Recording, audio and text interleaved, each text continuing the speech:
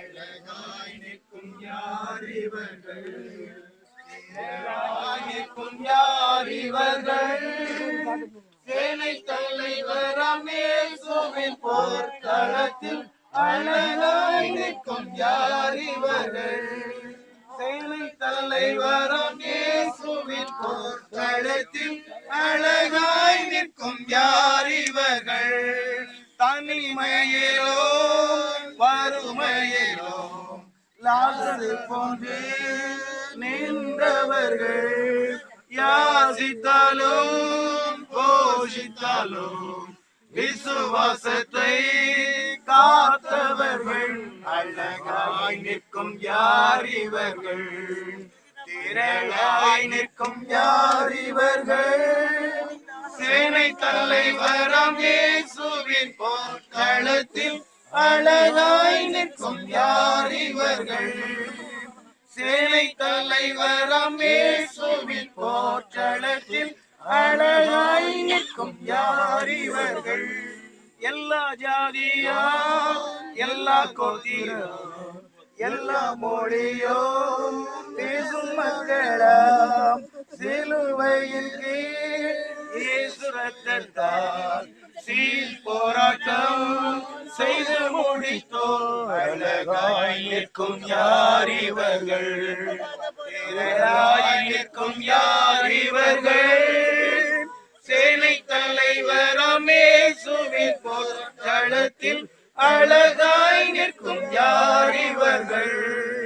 சேனை தலைவராம் இயேசுவின் போர்க்களத்தில் அழகாய் நிற்கும் யார் இவர்கள்? இனி இவர்கள் பசியடையா, இனி இவர்கள் தாகமடையார். வெயிலாகிலும் அனலாகிலும் வேதனையை அழிப்பதில்லை. அழகாய் நிற்கும் யார் இவர்கள்? திரளாய் நிற்கும் யார் இவர்கள்? சேனை தலைவராம் இயேசுவின் போர்க்களத்தில் அழகாய் நிற்கும் யார் இவர்கள்? சேனை தலைவராம் இயேசுவின் போர்க்களத்தில் அழகாய் நிற்கும் யார் இவர்கள்?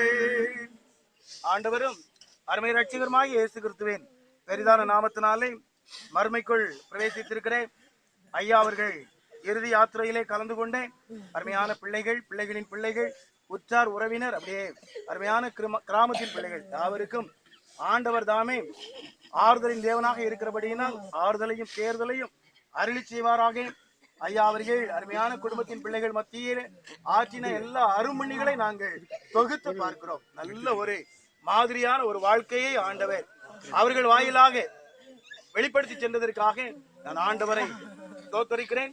குறிப்பாக அவர்கள் விட்டு சென்ற அருமையான அந்த பாதையை அருமையான பிள்ளைகள் பின்பற்றி நடக்க, எல்லாவற்றுக்கும் மேலாக ஆண்டவர் பரிசுத்த வேதத்திலே சொன்னது போல சகல இரக்கங்களின் தேவனாகவும் சகல ஆறுதலின் தேவனாகவும் அவர் தம்மை வெளிப்படுத்துகிறார். ஆகவே ஆண்டவர் இவர்களின் நிமித்தமாக, இந்த இழப்பின் நிமித்தமாக சோர்ந்து போயிருக்கிற அருமையான குடும்பத்தின் பிள்ளைகளை ஆற்றவும் தேற்றவும் ஆண்டோடைய சமூகத்திலே ஜெபிப்போம்.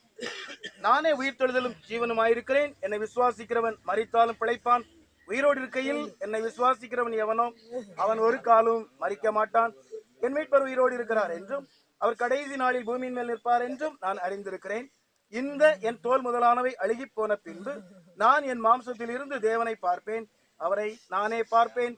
அந்நிய கண்கள் அல்ல, என் கண்களே அவரை காணும். உலகத்திலே நாம் ஒன்றும் கொண்டு வந்ததும் இல்லை, இதிலிருந்து நாம் ஒன்றும் கொண்டு போகவும் கூடாது என்பது நிச்சயம். கர்த்தர் கொடுத்தார், கர்த்தர் எடுத்தார்.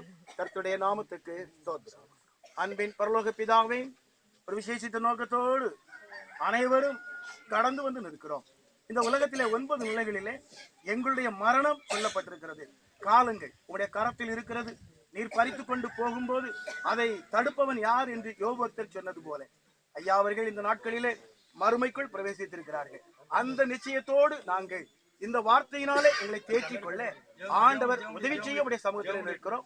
விசேஷமாக அருமையான ஐயா அவர்கள் எங்களுக்கு முன்பாக விட்டு சென்ற அந்த நல் மாதிரியை நாங்களும் பின்பற்ற கர்த்தர் உதவி செய்யும்.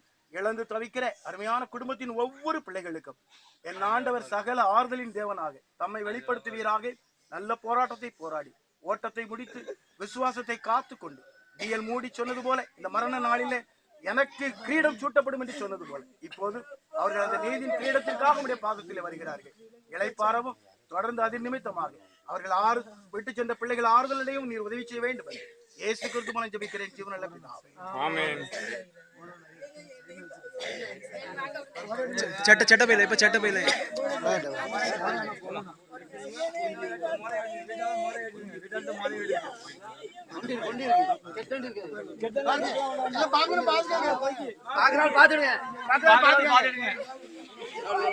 ஐயா ஐயா வர ஐயா வர